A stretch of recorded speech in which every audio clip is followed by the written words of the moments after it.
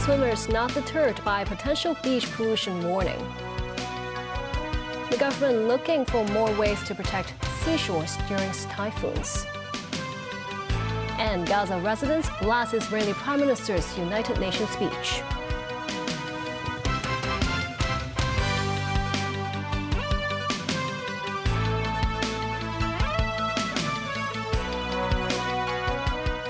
Good evening and thank you for joining us. During Super Typhoon Ragasa's battering of Hong Kong, a major sewage pipe in the southern district suffered serious damage, with some untreated wastewater released into the sea. The Drainage Services Department has reminded the public not to swim in the nearby Deepwater Bay and Repulse Bay. But some beachgoers still braved the potential pollution and went into the affected waters today. The damaged 450mm sewage pipe is located under the Mills and Chung path next to Island Road, with repair efforts underway. The affected section sits near Deepwater Bay Beach, with warnings issued online and broadcast on-site about the situation. At the beach, red flags have been hoisted with no lifeguards at the lookout. Still, some beachgoers could be seen sunbathing and even taking a dip. Some paddle dragon boats outside the shark nets. This beachgoer says the untreated pipe water from the sewage pipe should be diluted in the sea. This dragon boat paddler says they have to practice every day, but they have taken some care to minimize water splashes. A similar sight at Repulse Bay Beach, where lifeguards urge swimmers to get back to the shore. The Drainage Services Department collected seawater samples from Deepwater Bay and Repulse Bay on Friday. All recorded less than 50 E. coli per 100 milliliters of samples. The Leisure and Cultural Services Department has announced earlier that because of the need for review and treatment of the damage and debris caused by Ragasa, only 8 public beaches are reopened. A frontline lifeguard union says the government should consider temporarily closing beach entrances and exits. This as after the storm, even lifeguard staff lounges were severely damaged, with emergency clear-up work needed. Under the law, anyone entering a closed beach is liable upon conviction to a maximum fine of $2,000 and 14-day imprisonment. Ragasa brought storm surges, which damaged the city's coastline, leaving many waterfront districts badly hit. Secretary for Development Bernadette Lin says the government will continue to review and strengthen facilities that guard low-lying areas from floodwaters. In Chengquano South, crashing waves swept the waterfront neighborhoods when Super Typhoon Ragasa churned past the city, smashing seaside restaurants and leaving a trail of destruction. Secretary for Development Bernadette Lin says a 1-meter-high seawall is being built along the Chengquano waterfront promenade cycling track and near its flower beds, which is expected to be completed next year. The remaining coastal tide protection facilities will be reviewed continuously based on experiences from this storm. The Development Secretary says nature is unpredictable and every experience matters. In view of some restaurants' predicament this time, the government is considering adding inflatable water barriers to beef up defense. On the radio program, Bernadette Lin also highlights how waterfront parks and green spaces have acted like natural sponges in absorbing excess water. So new waterfront promenades and parks have been incorporated into emerging development zones to strengthen buffers during storm surges. Meanwhile, the government set up a government-wide mobilization mechanism in 2022 to deploy designated civil servants to conduct emergency work, but the storm this time did not activate the system for post-typhoon relief efforts. On another radio program, Secretary for the Civil Service Ingrid Yeung explains extensive preparations ahead of the storm enabled relevant departments to complete recovery work swiftly without extra manpower needed. On concerns that some employees still had to work under the Hurricane Signal number 10, Secretary for Labor and Welfare Chris Sun says that employees' safety should be the top priority. He stresses that workers facing unreasonable arrangements during extreme weather can file complaints through relevant government departments. A construction worker was pronounced dead after he was found unconscious at a Kutong site. The accident occurred at the construction site on Ho Seung Yun Lo Road, and police received a report at around 10 a.m. that a worker fainted due to suspected heat stroke. Officers responded to the scene and rushed him to North District Hospital, where he was pronounced dead after emergency treatment. The deceased was about 60 years old and worked as a signalman. Israeli strikes killed at least 38 people across Gaza as Israel's leader remains defiant about continuing the war. The attacks came after Israeli Prime Minister Benjamin Netanyahu's speech at the UN General Assembly was disrupted by nations walking out. Meanwhile, China and Russia were unable to delay sanctions on Iran. Not enough members of UN Security Council agreed with them, as European countries say negotiations had failed and Iran is a threat to international peace. David Garrett reports. Delegates departing even before Israeli Prime Minister Benjamin Netanyahu had opened his mouth. Many leaving the UN General Assembly in protest over Netanyahu's war on Hamas and his treatment of civilians in Gaza. Those who left did not hear a defiant and fiery Netanyahu say Israel will finish the job. They missed a map in which he outlined the curse of Iran's terror axis, which he says surrounds Israel. Israel has become more isolated during the UNGA as several Western countries, including the UK and France, officially recognised a Palestinian state. Netanyahu says it is disgraceful and ignores Hamas horrors. Those who ignored Netanyahu missed him saying speakers were erected in Gaza so the hostages could hear him, even if others did not want to listen. The very idea of peace between Israel and Those Palestinians who did listen were not impressed. As they travelled to Israeli-prescribed safe zones in the south, they reflected on Netanyahu's speech. It is not his decision, says Monia Talib. Whether he likes it or not, the Palestinians will gain independence. Amjad, also displaced, spoke as smoke rose behind him. Netanyahu wants to continue the war to eradicate Hamas, but it is against poor people like us. What have we done to deserve being thrown into the street? Back at the UN, the Security Council rejected Russia and China's effort to delay sanctions on Iran. European countries claim weeks of meetings failed to find a concrete agreement. Snapback sanctions will come into force as outlined in Iran's 2015 nuclear deal. The reimposition of these measures, which will go into effect the evening of September 27th, is not arbitrary. Those measures are narrowly scoped to address the threat posed by Iran's nuclear, missile, and conventional arms programs and support for terrorism. And snapback of these measures does not preclude removal through diplomacy.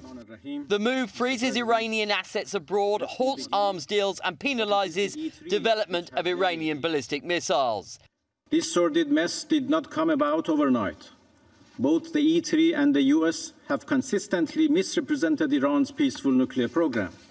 U.S. President Donald Trump has escalated his retribution campaign against his perceived enemies after his Justice Department brought criminal charges against longtime foe, former FBI Director James Comey. Trump is now going after liberal groups, trying to classify them as domestic terrorist organizations. Tracy Furness has more. Speaking to reporters on the South Lawn of the White House, President Trump defended his Justice Department's indictment of former FBI Director James Comey and warned there will be others. Mr. President, I'm James Comey. Now that James Comey has been indicted, who is the next person on your list in this retribution? It's not a list, but I think there'll be others. I mean, they're corrupt. These were corrupt, radical left Democrats, because Comey essentially was he was worse than a Democrat.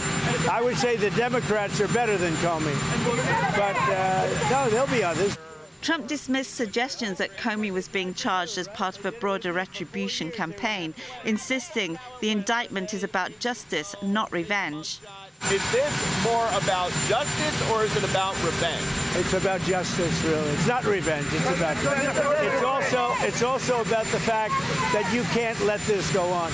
They are sick, radical left people, and they can't get away with it. And Comey was one of the people. He wasn't the biggest, but he's a dirty cop. He's always been a dirty cop. Everybody knew it.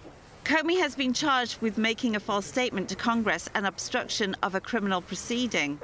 The former FBI director has been scrutinized over the years by both Republicans and Democrats. He is a former Republican who is no longer registered with a political party. He spent 15 years as a federal prosecutor before serving in the George W. Bush administration. His office brought the case that led to Martha Stewart's conviction on obstruction of justice and lying to government investigators. In 2013, President Barack Obama nominated Comey to head the FBI. He was FBI director when Trump was inaugurated in January 2017, where he oversaw an inquiry into ties between Russia and Trump's successful 2016 presidential campaign. Trump fired Comey months into his first administration, and since then Comey has remained a top target for Trump supporters seeking retaliation related to the Russia investigation. Tracy Furness, TVB News. And still ahead, U.S. soybean farmers want Washington's trade war with China to end. Premier Li Qiang pledges China's readiness to solve problems and promote world peace. And a 5.6 magnitude earthquake devastated a rural part of Gansu province.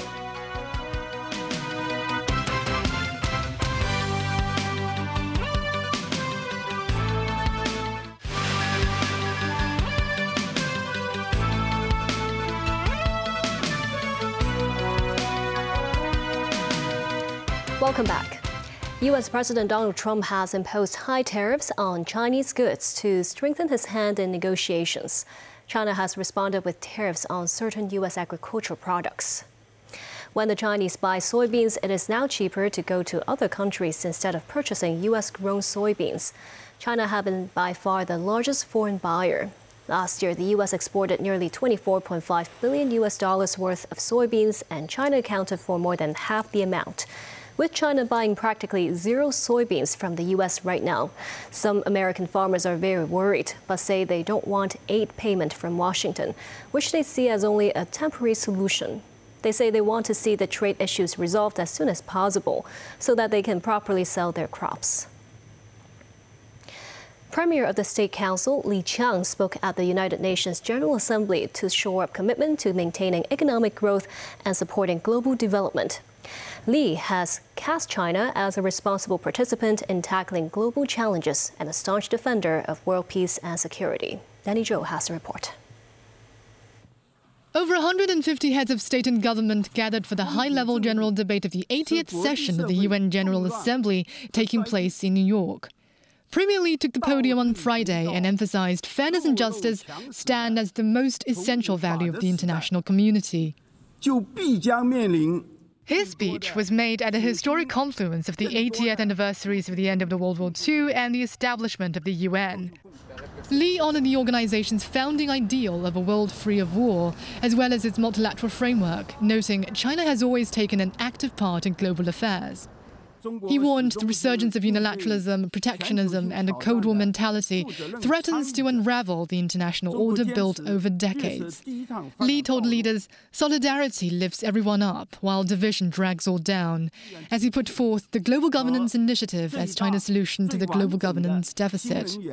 He has underscored China's contributions to UN peacekeeping, the second largest budgetary contributor among Security Council permanent members, and its achievement in green and low-carbon development. This includes its creation of the world's largest renewable energy system and the recently announced 2035 climate goals. He called for stronger collective efforts to tackle climate change and emerging technologies. Meanwhile, the Premier declared China would continue to pursue high-quality Belt and Road cooperation while opening up its economy. A China-UN South-South development facility will be set up, with an initial funding of $10 million. Concluding his remarks, Li said a steadily developing China will bring more fresh opportunities to countries around the world, and reaffirmed support for reforms to make the UN more efficient and representative. Danny Zhou, TVB News. A 5.6 magnitude earthquake struck Longxi County in Gansu province Saturday morning, according to the China Earthquake Network Center. The quake struck at a depth of 10 kilometers. 8 injuries have been reported so far, but houses and other structures in Longxi County were damaged. Rescuers from various units within China have arrived at the epicenter, and the Office of the State Council Earthquake Relief Headquarters has sent a work team to the quick-hit areas to further boost relief efforts. One of the best-known Chinese restaurants in Admiralty will close down after business today. Patrons flocked to the 35-year-old Metropole restaurant to taste its dim sum one last time and snap photos. Samantha Lee was there. Metropole is one of the last remaining restaurants that still use dim sum trolleys. Serving dim sum in the banquet hall, staff pushed the food carts and presented the dishes to each table. After 35 years in business, one of Admiralty's most favorite restaurants, known for its authentic Cantonese cuisine, will shut down tomorrow. Patrons went to the restaurant for a farewell meal. It's quite an experience. Sometimes from people out of town, they come here because it's a very unusual experience with such a big space and a little bit noisy and people running around. In Hong Kong Island, the real estate is very expensive, so I guess it was an offer they couldn't refuse. But hopefully they continue the brand or the restaurant style elsewhere. I'm feeling sad because it's the last day. Yeah, and it's like, and I like this place a lot. I always go there like almost every week, and I like the buns, and I also like the fried rice. As there is no time limit sitting here at the tables in Metropole, patrons can spend hours chatting and sipping Chinese tea without raising eyebrows from the staff. At the center of the dining hall, a cafeteria dim sum corner displays an array of dishes. This diner said she loved the dim sum station where she can pick the fresh food she likes. Located at the heart of Hong Kong Island, Metropole features a huge dining area with a seating capacity of over 1,200 and 5 private rooms. The property was acquired by the Hong Kong University of Science and Technology for over $350 million. Some of the staff still have no idea where to go next. This dim sum cart staff said she had been with this place for over a decade and will miss this place badly. Despite the Metropole's closure, 2 other Chinese restaurants under its parent company, the Heichin Rong Group, will continue operations. Samantha Lee, TVB News. 2 years after bringing its treasures to Hong Kong, Sanxingdui Museum in Sichuan is looking to deepen cultural collaboration with Hong Kong Palace Museum. Take a look. This 2.6-meter-high bronze-standing statue, boasting a history of more than 3,000 years, is the oldest and the tallest of its kind. It is among the most prized pieces at Sichuan Sanxingdui Museum, prohibited to leave China for exhibitions. Scholars are still debating whether the figure represents a sorcerer or a king. Another national treasure banned from being exhibited abroad is this #1 bronze sacred tree, rising nearly 4 meters high, believed to be a ladder to heaven to the minds of the ancients. But the most iconic relics of Sanxingdui are, of course, these distinctive bronze face sculptures and gold masks. The Sanxingdui archaeological site in Guanghan City in Sichuan dates back more than 4,000 years ago, as early as to 2800 BC. President Xi Jinping visited the site in 2023, noting it presents powerful evidence of the pluralistic origins of Chinese civilizations, with interactions between the ancient Shu culture and the Central Plains. The deputy director of Sanxingdui Museum says many artifacts unearthed in Sanxingdui share similarities with other civilizations along the Yangtze and Yellow Rivers, pointing to common worship of nature and the sun, linking Sanxingdui with broader human cultural patterns. He adds that the exhibition and international symposium held in Hong Kong 2 years ago were a major success. They hope to collaborate with the SAR again in the future to undertake deeper academic exchange and more extensive exhibitions. The museum currently has an average of 20,000 visitors per day. The museum is also actively developing various cultural and creative products, with related revenue having reached 200 million yuan last year.